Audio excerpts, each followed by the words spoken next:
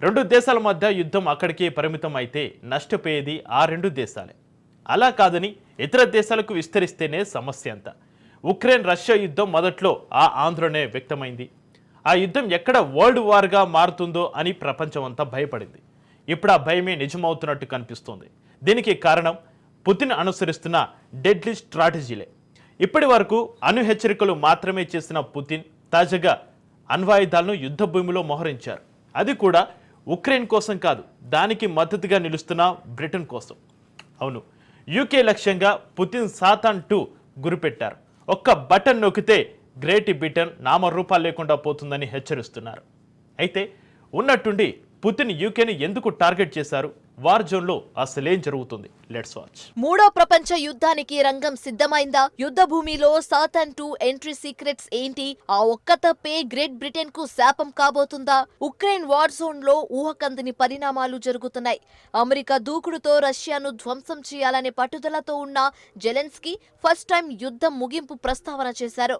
Britain media sky news కు ఇచ్చిన ఇంటర్వ్యూలో కీవ్ ఆధీనంలో ఉన్న భూభాగానికి నాటో భద్రత కల్పిస్తామని హామీ ఇస్తే మిగిలిన భూభాగాన్ని రష్యాకు ఇచ్చేందుకు అంగీకరిస్తామని జెలెన్స్కీ పేర్కొన్నారు.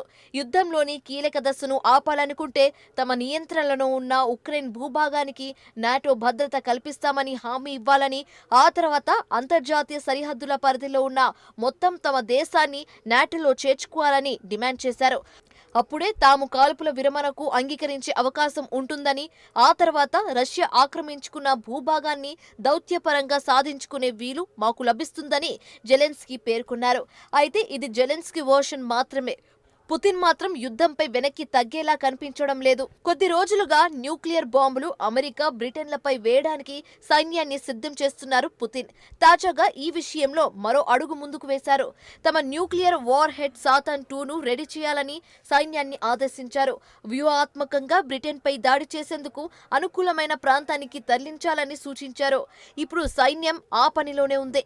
పుతిన్ తమ దేశంపై దాడికి వచ్చే దేశాల విషయంలో ఏమాత్రం క్షమించేది లేదని పదే పదే చెప్తూ వస్తున్నారు. కీవ్ కు బ్రిటన్ పెద్దెత్తున ఆయుధాలు ఇస్తూ ఉండడం, రష్యాపై దాడి చేసేందుకు అనుమతి ఇస్తూ ఉండడంతో పుతిన్ రగిలిపోతున్నారు. తమపై దాడి చేసేందుకు అనుమతి ఇచ్చే దేశాలు కూడా తమ శత్రువులేనని, వారిపై అనుదాడి చేయడానికి తమ దేశానికి అన్ని హక్కులు ఉన్నాయని ఇటీవలే తీర్మానం చేశారు. అయినా బ్రిటన్, అమెరికా అదే పనిగా కీవ్ కు సహకరిస్తున్నాయి. దీంతో పుతిన్ తన అణుబాంబు సన్నాహాలు ప్రారంభించారు. రష్యా, బ్రిటన్ వైపు మోహరిస్తున్న సాతాన్-2 క్షిపణి అత్యంత ప్రమాదకరమైనది. ప్రపంచంలోనే అత్యంత శక్తివంతమైన అణుక్షిపణిగా దీన్ని చెప్తారు. అయితే ఈ క్షిపణికి ఏకకాలంలో డజన్ల కొద్దీ అణు ఆయుధాలను మోసుకెళ్లగల సామర్థ్యం ఉంది.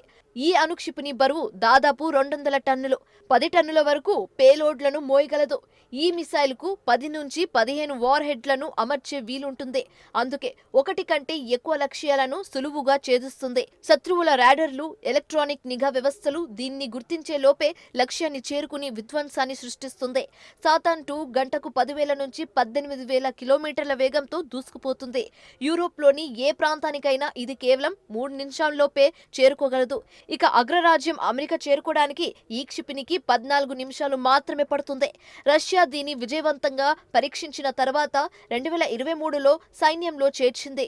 ఇక ఈ బాంబు పేలిస్తే యూకే సర్వనాశనం అయిపోతుందని రక్షణ నిపుణులు చెప్తున్నారు. మరోవైపు భూమిపై ఏ లక్ష్యాన్నైనా సరే సాతాన్-2తో టార్గెట్ చేయవచ్చు. రష్యా నుంచి ప్రయోగిస్తే అమెరికాలోని టెక్సాస్ మొత్తాన్ని తుడిచిపెట్టేగల సామర్థ్యం ఉంటుందన్నారు. అయితే ఈ ఒక్క మిసైల్కు 15 వార్ హెడ్లు అమర్చే అవకాశం ఉండడంతో ఇది సృష్టించే విధ్వంసం ఊహకందదని రక్షణ నిపుణులు చెప్తున్నారు. నిజానికి నాటో దేశాలు అటు పూర్తిగా ఉక్రెయిన్కు మద్దతుగా ఉండడం లేదు. అప్పుడు కొన్ని, ఇప్పుడు కొన్ని ఆయుధాలు ఇచ్చి రష్యాపై దాడి చేయమని చెప్తున్నాయి. నేరుగా ఉక్రెయిన్ తరఫున రంగంలోకి దిగి రష్యాను ఓడిస్తే సమస్య ఉండదు. కానీ ఆయా దేశాలు ఉక్రెయిన్ను ముద్దు పెట్టి రష్యాను మరింత రెచ్చగొడుతున్నాయి.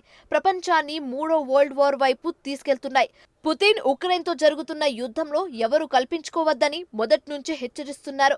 అసలు ఉక్రెయిన్ను మొదటి నుంచి రెచ్చగొట్టి రష్యా దాడులు చేసేలా చేసింది కూడా నాటో దేశాలే. తాజాగా ఉత్తర కొరియా అధినేత కిమ్ జోంగ్ ఉన్ సైతం అదే మాట చెప్పారు.